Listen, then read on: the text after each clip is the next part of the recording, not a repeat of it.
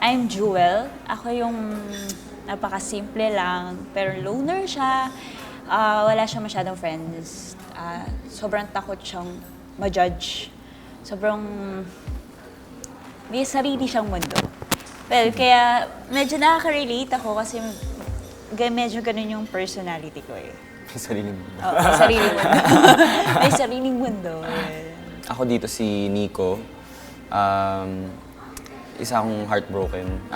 Heartbroken ako na parang pakiramdam ko may pag-asa pa maging kami nung ex ko kahit walang-wala na. And fighter, palaban siya. Kaso lang, loser siya at the same time kasi kahit gawa siya ng gawa ng effort para matupad lahat ng pinaplano niya, for some reason, lagi nag-fail lahat. So, parang pakiramdam niya lahat, iniiwan siya, ganyan-ganyan. So, makikilala ko si Jewel. Mysterious siya para sa akin. Nakakaaliw, sarap kausap. Ayan. Hanggat at some point sa failure ko sa buhay, ma-realize ko na parang kailangan ko siya. Mahal ko siya. Ayan. Iba, hindi siya sobrang horror. Dark romance. Tsaka kasi di ba pag narinig natin yung manananggal, kala mo yung mga old films yung traditional na manananggal na papatay ka ng manok. Oo, tsaka yung bruha. Papahid mo yung dugo sa katawan, then oil, gano'n. Tsaka siya magandang manananggal siya dito. Sobrang iba. Ibang manananggal. Yung kung paano siya mag-transform, kung paano yung process niya, ibang-iba sa tradition.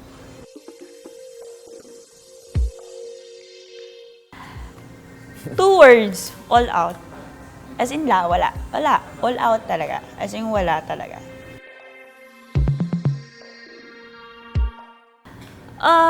May tiwala kasi ako sa production, especially sa director ko eh.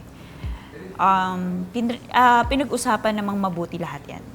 So, hindi naman basta-basta lang ako umuo. Pinag-usapan namin mabuti, scene by scene. Panoorin niyo na lang kasi. Hindi ko siya pwede ikwento, diba?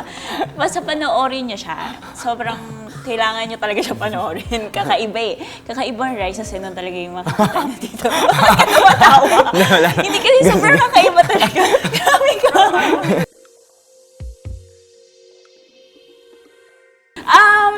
Iba eh. Like, yung isang scene, yung isang scene, okay naman. Nagkulong muna ako sa sasakyan, kinausap ko muna yung sarili ko, ganyan. Tapos, yung pangalawang sensitive na scene, nagpalit ako ng 1 oras. Kasi umiiyak ako sa bahay. Kasi sabi ko sa sarili ko, bakit ko ito ginagawa? Nakakain naman ako ng 3 beses sa isang araw Ba't kailangan ko ba itong gawin? Nagdama ako. Tapos sinabi ko ba, hindi, kawawa naman yung direktor ko. Kailangan ko siyang gawin.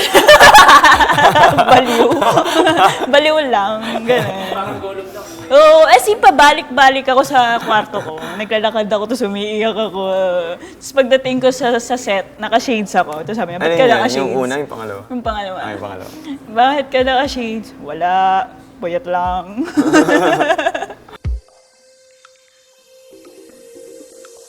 Sinasabi ko sa kanya na bago to sa kanya. Kasi 'di ba, tama nga, ibang Rise sa Sinon kasi 'di ba yun sa nakikita natin, iba tong ginawa niya. And hindi talaga hindi naman siya yung sasabihin yung maganda siya, hindi siya bastos. Kasi yun nga, nagtiwala siya sa director. Makakita kayo ng art at the same time makita niyo yung galing ni Rise dito sa movie. Yun yung tinatak ko sa utak ko rin. Hindi ko siya ginawa para gumawa ako ng porn or something. Gumawa ako dahil para sa art. Hi Pepsters! Iniimbitahan ko kayong manood ng Ang Manananggal sa Unit 23B. Ang gala niya is October 15, Saturday, Gateway, 6:30.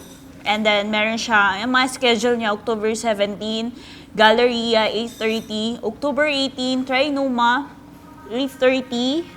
October 19, Gateway, 3:30. Galleria, 6 p.m. And last day niya is October 21, UP Town, 1:30, Trinoma, 3:30, Gateway, 6, and Galleria, 6:30. Ayan. Sana follow niyo po kami sa Facebook page ng Ang Manananggal sa sa Unit 23B. Sorry. Ikaw naman. Ay, okay. Grabe ka. Okay, yun po, manananggal sa apartment, sa apartment ulit. Manananggal sa Unit 23B. Panoorin niyo po yan sa Trinoma, sa UP Gateway. Town Center, sa Gateway, Galleria. and sa Galleria. Kita-kita po tayo sa Gala Night sa October 15 sa Gateway Gateway. ng 6:30. 6:30 p.m. Yes.